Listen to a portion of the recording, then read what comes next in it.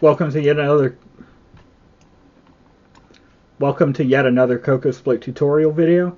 This video will be about multi-source transitions, what they are, how to set them up, how to configure them after they've been set up. So, what is a multi-source transition?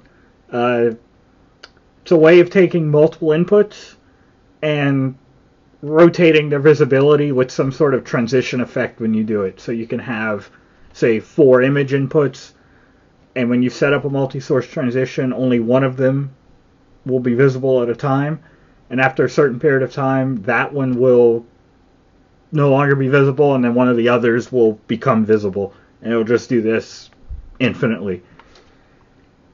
The requirement for setting up a multi-source transition is that all the inputs you care about share a common parent. So in this case, we'll use this movie, which I should set to play, and these 4 images. So they all need to be children of this movie, which you do by right-clicking and doing attach to parent, or attach to underlying input.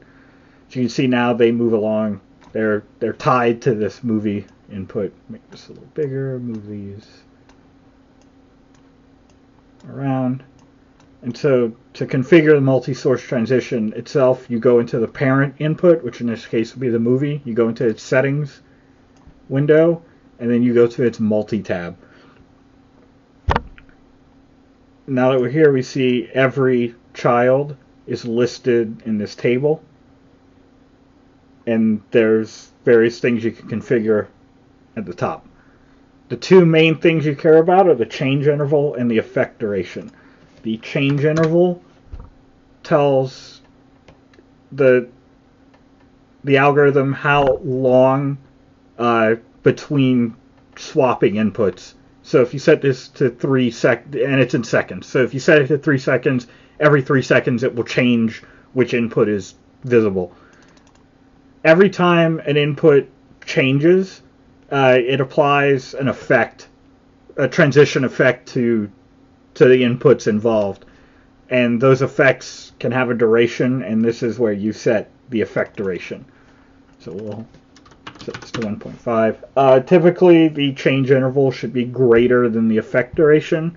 It's not enforced by the application. You could swap these, but having the change interval be lower than the effect duration will just, it won't really work. Typically, I think what will just happen is you'll just end up with a blank input, and that's it. So now that you have these timings set up, all you have to do is click Enable Transitions, and suddenly they all go away and only one is visible. And then 3 seconds later, another one is. 3 seconds later, another one. Now the parent is.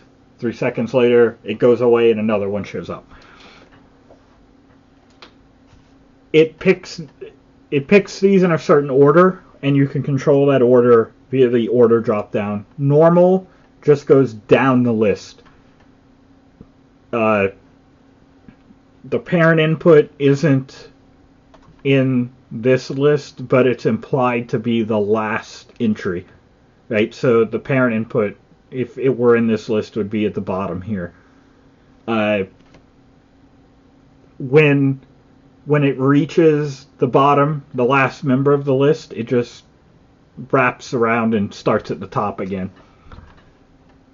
You can also do reverse, which is just the exact reverse of normal. It goes up the list, and when it reaches the top and it needs the next one, it wraps around to the bottom and starts over. And then there's random, which is exactly like it's labeled. It just picks a random one out of the entire list. It's a dumb random. So if you have a very small number of inputs, like say you only have like 2, it might pick the same one multiple times. It just, given all the inputs that are available, it just randomly picks one. So it doesn't do anything like pick a random one and remove it from the list and pick, whittle the list down and then repopulate it. It just keeps picking a random one.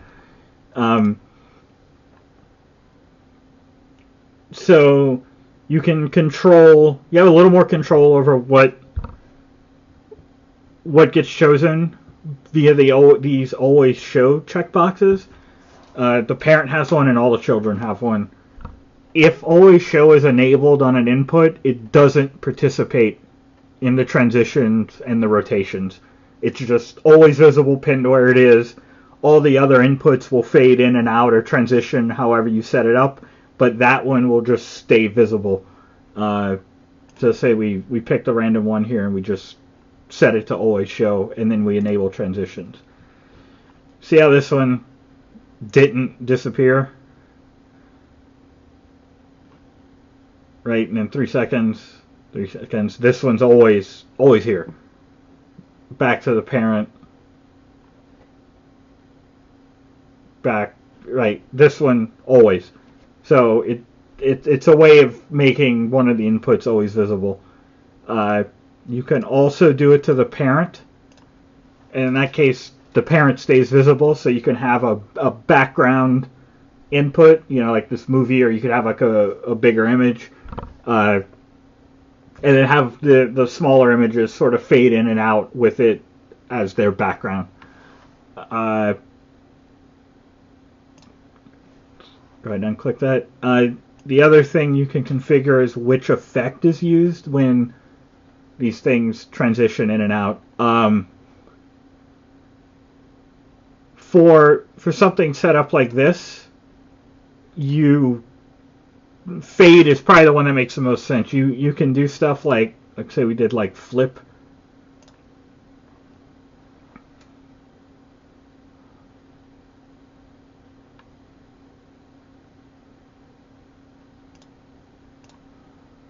Right, you see the inputs flip as they. Right, and it looks kind of weird when they're all set to different sizes. You can do things like push.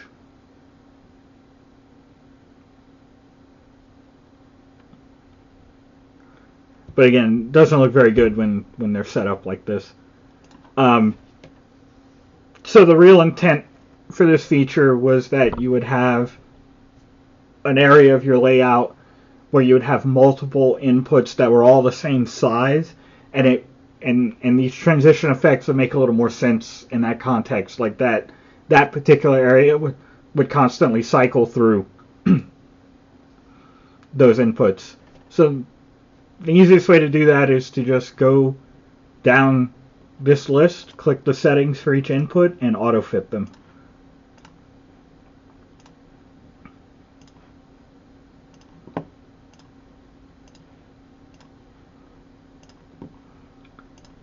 So now we have a bunch of images and a movie all stacked on top of each other. You can only really see one of them. A few of them are different sizes, so they peek through, but you can only see, whichever one happens to be at the top. So start with a simple fade, and then you click Enable Transitions, and now that input fades between all of it. Effectively looks like it fades between each one. There's a slight bug. If you notice, the first time through, the parent didn't go away. It'll be fixed in the next version, or maybe the version after that. But this is the true intent of this feature. It's just constantly rotating through a number of inputs, and you can change the type of transition. So a lot of these make more sense when they're all the same size. So if you use flip, for instance, now you see what it does. It flips the image as it transitions. This direction drop down determines which way the flip happens. So if we do top, now you see it flips from the top or from the left, etc. And then there's something like push, and again controllable that way. And if you've ever had multiple users on your Mac under OS X and logged in and out between them and enabled some of these transitions, there's a cube transition.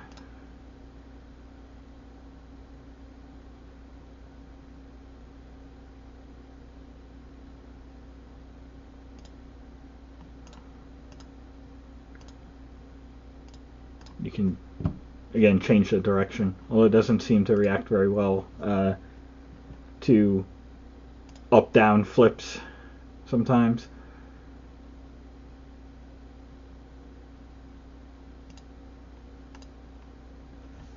And again, even when they're all the same size, something like always show applies, although it's not entirely as useful. Again, you can see it sort of functions as a background, but if one of your images is as big as the input, it obscures it anyway. So that's how multi-source transitions work. You can have any type of input here. You could your webcam, movie, desktop, images, capture cards, whatever you want to do. And hope you enjoy it, and there will be more tutorials in the future. I've also set up a subreddit for CocoaSplit, and I will put the link in the video description. You can feel free to go there and ask questions or tell me everything is terrible or whatever you want to discuss there.